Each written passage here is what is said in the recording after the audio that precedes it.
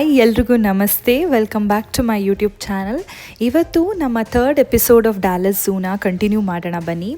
ಏನಪ್ಪ ಇದು Dallas ಝೂದು episodes ಇಷ್ಟೊಂದು ಬಿಡ್ತಾ ಇದ್ದಾರೆ ಅಂತ ಅಂದ್ಕೋಬೇಡಿ. ನಾನು ಒಂದು ಎಪಿಸೋಡಲ್ಲೇ ಎಲ್ಲ ಹಾಕ್ಬೋದಿತ್ತು, ಬಟ್ ಸಿನ್ಸ್ ಇದು ತುಂಬಾ ಆ್ಯನಿಮಲ್ಸ್ ಇರೋದ್ರಿಂದ ನಿಮಗೆ at a stretch long video ನೋಡೋದು ಬೋರ್ ಆಗ್ಬೋದು ಅಂತ ನಾನು ಸ್ಪ್ಲಿಟ್ ಮಾಡಿದ್ದೀನಿ. ಸೊ ನಾವು ಎಂಟರ್ ಆಗಿದ್ದು ವೈಲ್ಡ್ಸ್ ಆಫ್ ಆಫ್ರಿಕಾ ಕಡೆ. ಸೊ ಈ ಲಾಂಗ್ ಟನಲಿಂದ ಹೊರಗಡೆ ಬಂದ ತಕ್ಷಣ ನಮಗೆ 2 ಡಿವಿಯೇಷನ್ ಸಿಕ್ತು. ಸೊ ಈ ಲೆಫ್ಟ್ ಸೈಡ್ಗೆ ನಾವು ಹೋಗಿದರೆ ಜಾಯಿಂಟ್ಸ್ ಆಫ್ ಸವನ್ನಾ ಹೋಗ್ಬೋದಿತ್ತು, ಬಟ್ ಯಾವಾಗಲೂ ವೈಲ್ಡ್ಸ್ ಆಫ್ ಆಫ್ರಿಕಾ ನೋಡಿಕೊಂಡೆ ಜಾಯಿಂಟ್ಸ್ ಆಫ್ ಸವನ್ನಾ ಕಡೆ ಬರಬೇಕಂತೆ. ಸೊ ನಾವು ಹಾಗಾಗಿ ವೈಲ್ಡ್ಸ್ ಆಫ್ ಆಫ್ರಿಕಾ ಕಡೆ ಎಂಟ್ರಿ ಕೊಟ್ವಿ. ಇಲ್ಲಿ ನಾವು ನೋಡಿದ ಫಸ್ಟ್ ಆ್ಯನಿಮಲ್ ಬಂದು ಪೆಂಗ್ವಿನ್ಸ್. ಸೊ ಪೆಂಗ್ವಿನ್ಸ್ಗೆ ಅಂತ ಒಂದು ಬಿಗ್ ಕೇವನ್ನು ಕ್ರಿಯೇಟ್ ಮಾಡಿದ್ದಾರೆ. ನೀವು ಇಲ್ಲಿ ನೋಡ್ತಾ ಇರ್ಬೋದು, ಒಂದು ವಾಟರ್ ಫೌಂಟೇನ್ ಕೂಡ ಇದೆ. ಸೊ ಇಲ್ಲಿ ಅಂಡರ್ ವಾಟರ್ ಕೂಡ ಪೆಂಗ್ವಿನ್ಸ್ ಹೋಗಿ ಆಟಾಡೋದನ್ನು ನಾವು ವಿಂಡೋಯಿಂದ ಹೊರಗಡೆ ನೋಡ್ಕೋಬೋದು. ಸೊ ಇಲ್ಲಿ ಕೆಲವು ಪೆಂಗ್ವಿನ್ಸ್ಗಳು ವಾಟರ್ ಹತ್ರ ಹೋಗ್ತಾ ಇತ್ತು, ಕೆಲವು ನಿಂತ್ಕೊಂಡು ಹಾಗೆ ಮೂಮೆಂಟ್ ಮಾಡ್ತಾ ಇತ್ತು. ಸೊ ಈ ವ್ಯೂನ ನೋಡಿ ನಾವೆಲ್ಲ ಎಂಜಾಯ್ ಮಾಡಿದ್ವಿ.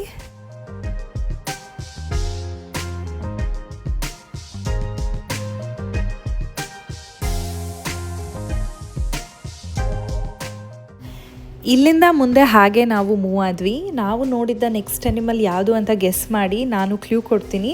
ಇದು one of the fastest land animal. Yes, ನಿಮ್ಮ ಗೆಸ್ ಕರೆಕ್ಟ್ ಇದೆ, ಚೀತಾ. ಸೊ ನೀವಿಲ್ಲಿ ನೋಡ್ತಾ ಇರ್ಬೋದು, ಚೀತಾ ಒಂದು ಕಡೆ ಆರಾಮಾಗಿ ರೆಸ್ಟ್ ಮಾಡಿಕೊಂಡು ಕುತ್ಕೊಂಡಿತ್ತು. ನಾವು ಹಾಗೆ ನಿಧಾನಕ್ಕೆ ಶೂಟ್ ಮಾಡ್ತಿದ್ವಿ. ಅದನ್ನು ಇಟ್ಟಿರುವಂತಹ ಜಾಗನೇ ತುಂಬ ವಿಶೇಷವಾಗಿದೆ. ಒಂದು ತುಂಬ ನ್ಯಾಚುರಲಿಸ್ಟಿಕ್ ಎನ್ವಿರಾನ್ಮೆಂಟ್ ಕ್ರಿಯೇಟ್ ಮಾಡಿದ್ದಾರೆ.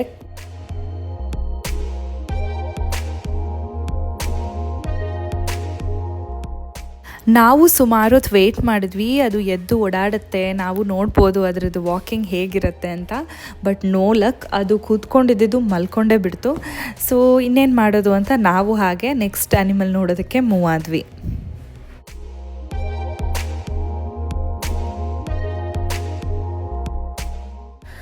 ನಮ್ಮ ಮುಂದಿನ ದಾರಿಯಲ್ಲಿ ಇದ್ದಿದ್ದು ಫುಡ್ ಆ್ಯಂಡ್ ಸ್ನ್ಯಾಕ್ಸ್ ಪಾಯಿಂಟ್. ಇಲ್ಲಿ ವಾಟರ್ ರೀಫಿಲ್ಲಿಂಗ್ ಸ್ಟೇಷನ್ ಇದೆ, ವಾಶ್ರೂಮ್ಸ್ ಇತ್ತು, ಆ್ಯಂಡ್ ತುಂಬಾ ಚೇರ್ಸ್ಗಳು ಕೂಡ ಇತ್ತು. ನಾವು ರೆಸ್ಟ್ ಮಾಡ್ಕೋಬೋದಿತ್ತು ಸ್ವಲ್ಪ ಹೊತ್ತು ಕೂತ್ಕೊಂಡು. ಬಟ್ ನಾವು ಇನ್ನೂ ಹಸುವಾಗಿಲ್ದಿದ್ದ ಕಾರಣ ನೋಡೋಣ ಮುಂದಿನ ಆ್ಯನಿಮಲ್ ಏನಿದೆ ಅಂತ ಹಾಗೆ ಮೂವ್ ಆದ್ವಿ ಮುಂದೆ.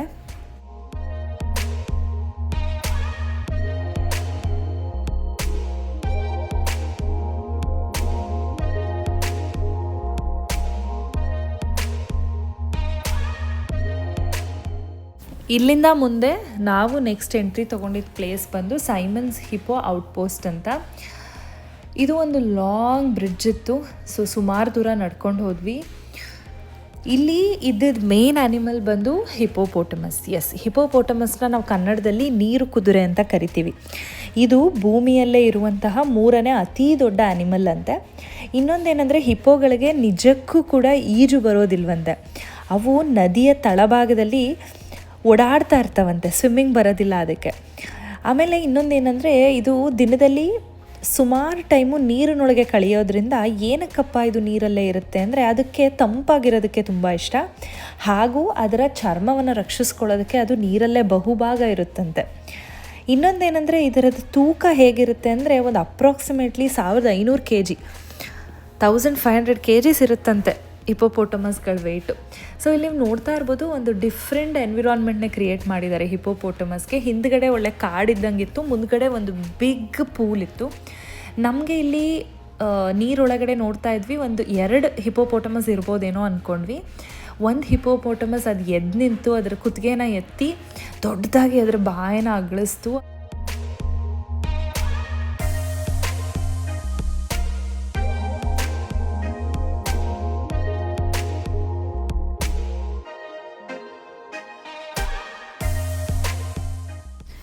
ಇಲ್ಲಿ ಇನ್ನೊಂದು ವ್ಯೂವಿಂಗ್ ಪಾಯಿಂಟ್ ಕೊಟ್ಟಿದ್ದಾರೆ, ಅಂಡರ್ ವಾಟರ್ ವ್ಯೂವಿಂಗ್ ವಿಂಡೋ ಕೊಟ್ಟಿದ್ದಾರೆ. ಸೊ ನಾನು ಹಾಗೆ ಸ್ಟೆಪ್ಸ್ಗಳನ್ನ ತೊಗೊಂಡೆ. ಇಲ್ಲೂ ಸುಮಾರು ಜನ ಹೋಗ್ತಾ ಇದ್ರು. ಕಾಣಿಸ್ತಾ ಇದೆಯೇನೋ ಹಿಪ್ಪೋಪೋಟಮಸ್ ನೀರೊಳಗೆ ಹೆಂಗಿರುತ್ತೆ, ಅದು ಬಾಡಿ ಫುಲ್ ನೋಡ್ಬೋದಲ್ವ, ಎಷ್ಟು ಉದ್ದ ಇದೆ, ಎಷ್ಟು ಅಗಲ ಇದೆ ಅಂತ ನೋಡೋಕ್ಕೆ ಅಂತ ಹೇಳಿದೆ. ಬಟ್ ಇಲ್ಲಿ ವಾಟರಲ್ಲಿ ಬರೀ ಪ್ಲೇನಾಗಿ ಒಂದು ಬ್ಲೂ ಕಲರ್ ವಾಟರ್ ಇತ್ತು, ಏನು ಕಾಣಿಸ್ಲೇ ಇಲ್ಲ ಹಿಪ್ಪೋಪೋಟಮಸ್. ಸೊ ಸುಮ್ಮನೆ ಹಾಗೆ ನೀರಿನ ಮೇಲೇ ದೂರದಿಂದ ಝೂಮ್ ಮಾಡಿಕೊಂಡು ನೋಡಿಕೊಂಡು ಬಂದೆ.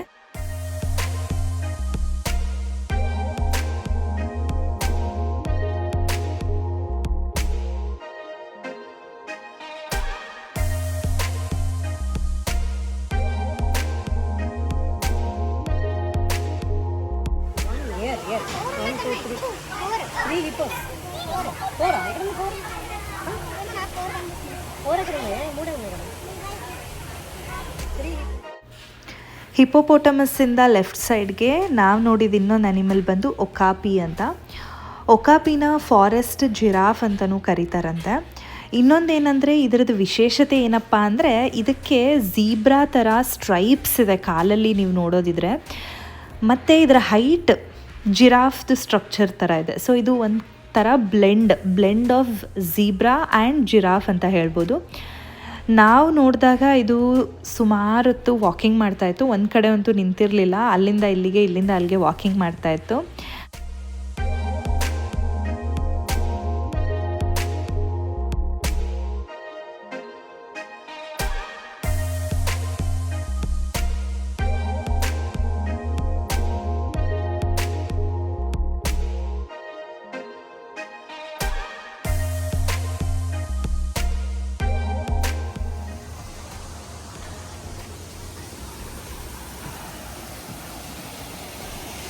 ಇದ್ರ ಮುಂದೆ ನಾವು ನೋಡಿದ್ದು ಕೆಲವು ಪಕ್ಷಿಗಳನ್ನ. ಇದ್ರ ಹೆಸರು ಸ್ಯಾಡಲ್ ಬಿಲ್ಡ್ ಸ್ಟಾರ್ಕ್ ಅಂತೆ. ಇದ್ರದ್ದು ಬೀಕ್ ನೋಡಿ ತುಂಬಾ ಉದ್ದ ಇತ್ತು, ಆರೆಂಜಿಶ್ ಆಗಿ. ಸೊ ಡಿಫ್ರೆಂಟ್ ಆಗಿತ್ತು, ವೈಟ್ ಆ್ಯಂಡ್ ಬ್ಲ್ಯಾಕ್ ಕಾಂಬಿನೇಷನಲ್ಲಿ. ಇದ್ರ ಜೊತೆ ಕೆಲವು ವಲ್ಚರ್ಸ್ಗಳು ಕೂಡ ಇತ್ತು. ಇದರಿಂದ ಮುಂದೆ ನಾವು ಹೊರಟಿದ್ದು ಗೊರಿಲ್ಲಾ ರಿಸರ್ಚ್ ಸ್ಟೇಷನ್ಗೆ. ಇಲ್ಲಿ ನಾವು 2 ಗೊರಿಲ್ಲಾಗಳನ್ನ ನೋಡಿದ್ವಿ. ಒಂದು ಕೆಳಗಡೆ ಕುತ್ಕೊಂಡಿತ್ತು, ನೀವು ನೋಡ್ತಾ ಇರ್ಬೋದು, ಬ್ಲ್ಯಾಕ್ ಕಲರ್ ಗೊರಿಲ್ಲಾ. ಇದು ಕೆಲವು ಎಲೆಗಳನ್ನ ತಿಂತಾ ಇತ್ತು ಬಾಯಲ್ಲಿ ಹಾಕ್ಕೊಂಡು. ಇನ್ನೊಂದು ಮೇಲ್ಗಡೆ ಓಡಾಡ್ತಾ ಇತ್ತು, ಇದು ಒಂಥರ ಸಿಲ್ವರ್ ಕಲರ್ ಇತ್ತು. ಇದು ಒಂದು ಕಡೆಯಿಂದ ಇನ್ನೊಂದು ಕಡೆ ನಿಧಾನಕ್ಕೆ ಓಡಾಡೋದನ್ನು ನಾವು ನೋಡೋವಂಥ ಒಂದು ಅವಕಾಶನ ನಮಗೆ ಸಿಕ್ತು. ಇನ್ನು ಕೆಲವು ಇಂಟ್ರೆಸ್ಟಿಂಗ್ ಫ್ಯಾಕ್ಟ್ಸ್ ಆಫ್ ಗೊರಿಲ್ಲಾಗಳನ್ನ ನಾವು ನೋಡೋದಾದರೆ, ಪ್ರಪಂಚದ ಅತಿ ದೊಡ್ಡ ಕಪಿ ಪ್ರಾಣಿ ಅಂತೆ ಗೊರಿಲ್ಲಾ. ಹಾಗೂ ಇದರ ತೂಕ ಬಂದು 220 kgವರೆಗೂ ಇರುತ್ತಂತೆ. ಇನ್ನೊಂದೇನೆಂದರೆ ಪುರುಷ ಗೊರಿಲ್ಲಾಗಳು ಒಂದು 5.5 ಅಡಿಯಿಂದ 6 ಅಡಿವರೆಗೂ ಇರುತ್ತಂತೆ. ಮತ್ತು ಹೆಣ್ಣು ಗೊರಿಲ್ಲಾಗಳು ಸ್ವಲ್ಪ ಚಿಕ್ಕದಾಗಿರುತ್ತಂತೆ, ಬಟ್ ಈಕ್ವಲಿ ಪವರ್ಫುಲ್ ಆಗೂ ಇರುತ್ತಂತೆ.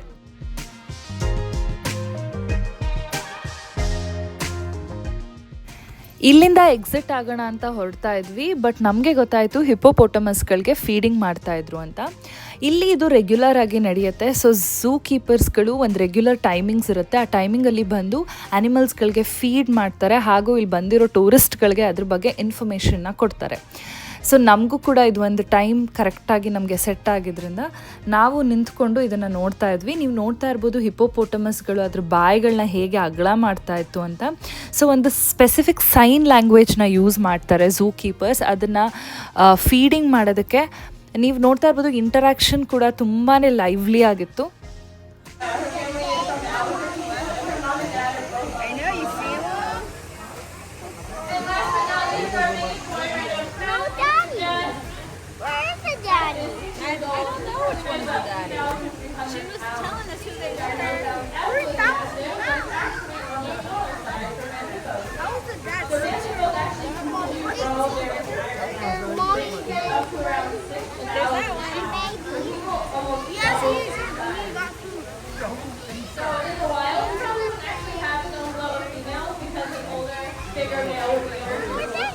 ಇಲ್ಲಿಂದ ನಾವು ಮತ್ತೆ ಫುಡ್ ಪಾಯಿಂಟ್ಗೆ ಬಂದ್ವಿ. ಹಸ್ವಾಗಿಬಿಟ್ಟಿತ್ತು ನಮ್ಗಳಿಗೆ, ಹಾಗೂ ನನ್ನ ಮಗನಿಗೂ ಹಸ್ವಾಗಿದ್ದರಿಂದ ಮನೆಯಿಂದ ನಾನು ಹೋಮ್ ಮೇಡ್ ಸೆರ್ಲಾಕ್ ತಂದಿದ್ದೆ. ಅದನ್ನು ಇನ್ಸ್ಟೆಂಟಾಗಿ ಹಾಟ್ ವಾಟರಲ್ಲಿ ಮಿಕ್ಸ್ ಮಾಡಿ ಅವನಿಗೆ ಸ್ವಲ್ಪ ಎಂಟರ್ಟೈನ್ಮೆಂಟ್ ಕೊಟ್ಟು ಫೀಡಿಂಗ್ ಮಾಡ್ತಾಯಿದ್ದೆ. ಅಷ್ಟರಲ್ಲಿ ನನ್ನ ತಮ್ಮ ಕೂಡ ಫುಡ್ ಆರ್ಡರ್ ಮಾಡಿ ಬಂದಿದ್ದ.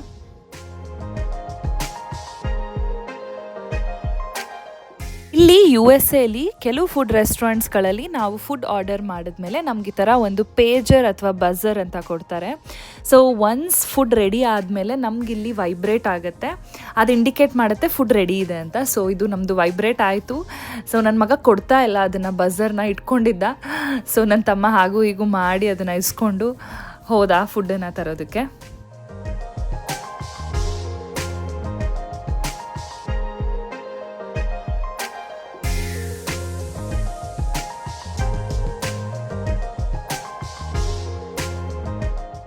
Buffalo chicken wings, ranch, wavy potato fries, draft beer.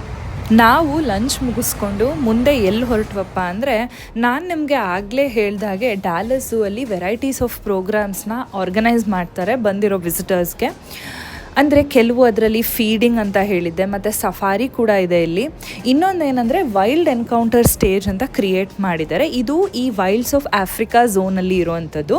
ಇಲ್ಲೇನೆಂದರೆ different ಟೈಮಿಂಗ್ಸಲ್ಲಿ, ಇದು ಎವ್ರಿಡೇ ನಡೆಯುತ್ತೆ, ಬೇರೆ ಬೇರೆ ಟೈಮಿಂಗ್ಸಲ್ಲಿ ಡಿಫ್ರೆಂಟ್ ಟೈಪ್ಸ್ ಆಫ್ ರೆಪ್ಟೈಲ್ಸ್ಗಳು, ಪಾರ್ಕ್ಯುಪೈನ್ಸ್ ಆಗಿರ್ಬೋದು ಮತ್ತು ಕೆಲವು ಬರ್ಡ್ಸ್ಗಳನ್ನು ಕೂಡ ಇಲ್ಲಿ ಹೊರಗಡೆ ತಂದು ವಿಸಿಟರ್ಸ್ಗೆ ರಿಯಲ್ ಆಗಿ ಕೈಯಲ್ಲಿ ಇಟ್ಕೊಂಡು ಅದನ್ನು ವ್ಯೂ ಕೊಡ್ತಾರೆ ಮತ್ತು ಅದ್ರ ಬಗ್ಗೆ ಎಕ್ಸ್ಪ್ಲನೇಷನ್ ಕೊಡ್ತಾರೆ. ಏನಾದರೂ ಡೌಟ್ಸ್ ಇದ್ದರೆ ಬಂದಿರೋ ವಿಸಿಟರ್ಸು ನಾವಲ್ಲಿ ಕೇಳ್ಬೋದು, ಅವರು ಅದಕ್ಕೆ ನಮಗೆ ಆನ್ಸರ್ ಕೂಡ ಮಾಡ್ತಾರೆ. ಸೊ ನಾವು ಹೋಗಿದ್ದ ಟೈಮಲ್ಲಿ ಅರೌಂಡ್ 3 o'clock ಆಗಿತ್ತು. ಸೊ ಸ್ನೇಕ್ ಹೊರಗಡೆ ತಂದಿದ್ರು. ಸೊ ಇವ್ರು ಇಲ್ಲಿ ನೋಡ್ತಾ ಇರ್ಬೋದು, ಝೂ ಕೀಪರ್ ಅವ್ರ ಝೂಯಾಲಜಿಸ್ಟ್ ಏನಂತ ಕರಿತೀವಿ, ಇವ್ರು ಅದ್ರ ಬಗ್ಗೆ ನಮಗೆ ಎಕ್ಸ್ಪ್ಲನೇಷನ್ ಮಾಡ್ತಾಯಿದ್ರು. All right, I love seeing hands. I know the ones who are a little hesitant, you might be sitting a little further back, and that's A-okay. Trust me, my mom's from Australia. She's terrified of snakes because she grew up with a lot of really dangerous ones nearby, so I totally understand. Look what I get to do for a living. She loves visiting me. But I always like to say you don't have to love snakes to respect them, right? Snakes are really important animals for our local ecosystems and ecosystems all over the world. These guys are super important for keeping pest populations at bay. That also helps reduce disease as well. A lot of those pest animals carry diseases. Things like rodents can be potential vectors for disease. So having our snakes nearby, these guys actually help keep us healthy and keep those pest populations down. So we love having our snake friends, and the best way we can create a better world for animals, including our snake friends, is by leaving them be. These guys are the original social distancing animals. They want nothing to do with us. We are much bigger than any snake you're going to run across here in Texas. We are never on the menu for them. They just want to go about their business and doing their job, taking care of all those pest animals. So we want to make sure we're... ಇದನ್ನು ನಾವು ನೋಡಿಕೊಂಡು ಮುಂದೆ ಹೊರಟಿದ್ದು joints of savanna ಕಡೆ. Joints of savanna ಕಡೆ ಯಾವ್ಯಾವ ದೊಡ್ಡ ದೊಡ್ಡ ಪ್ರಾಣಿಗಳನ್ನ ನೋಡಿದ್ವಿ ಅಂತ ತಿಳಿಬೇಕು ಅಂದರೆ ನೀವು ನನ್ನ ನೆಕ್ಸ್ಟ್ ವಿಡಿಯೋಗೆ ವೆಯ್ಟ್ ಮಾಡಬೇಕು. ಅಲ್ಲಿವರೆಗೂ ಈ ವಿಡಿಯೋ ನಿಮಗೆ ಇಷ್ಟ ಆಗಿದ್ರೆ ಲೈಕ್, ಶೇರ್ ಆ್ಯಂಡ್ ಸಬ್ಸ್ಕ್ರೈಬ್ ಮಾಡೋದನ್ನು ಮರಿಬೇಡಿ ಫ್ರೆಂಡ್ಸ್.